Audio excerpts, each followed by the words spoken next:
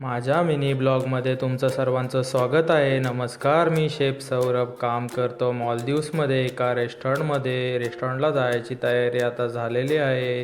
रेस्टॉरंटला आल्या आल्या ऑर्डर येतात. एक चिकन नूडल्स आणि चिकन कोत्तुरुशी ती बनवून मी प्लॅटिंग करतो. त्यानंतर मग पहिले काल खूप ऑर्डर गेल्यामुळे मी चिकनच्या प्रिपरेशनला लागतो. पहिले ते करता करता मी कटिंगची सुरुवात करतो. पहिली चिली कट करून घेतो.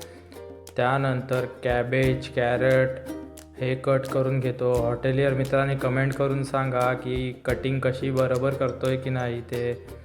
त्यानंतर मग शोरमा ग्रिल करतो. त्यानंतर सर्व स्नॅक्स नेऊन बाहेरच्या ग्लास बॉक्समध्ये ठेवतो. ते झाल्यानंतर एक ऑर्डर येते टेक अवेची. त्याच्यामध्ये 2 चिकन आणि मशरूम पिझ्झा आणि 4 शॉर्मा.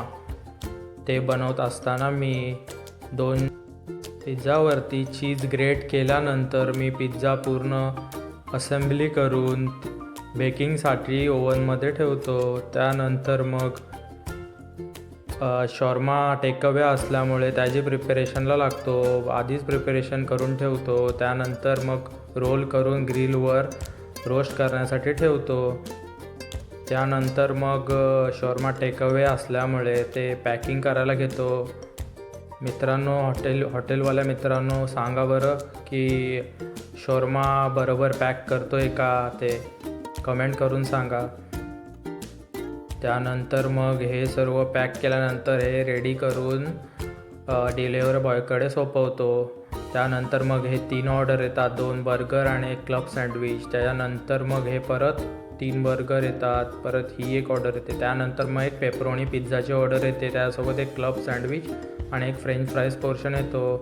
ते बेक करताना मी त्यानंतर ही ऑर्डर प्रिपेअर करून सर्व्हर्सना सर्व करण्यासाठी सांगतो. त्यानंतर ही सर्वात मोठी आजची ऑर्डर 10 ऑर्डर ह्याच्यातला इन्क्लुडेड आहेत. ही ऑर्डर बनवून मग ही शेवटची 2 बटर चिकन आणि 10 पराठा बनवून आजचा दिवस संपवतो एक कडक स्माईलसोबत. धन्यवाद. उद्या पुन्हा भेटू नवीन ब्लॉगमध्ये. तोपर्यंत टाटा, बाय बाय.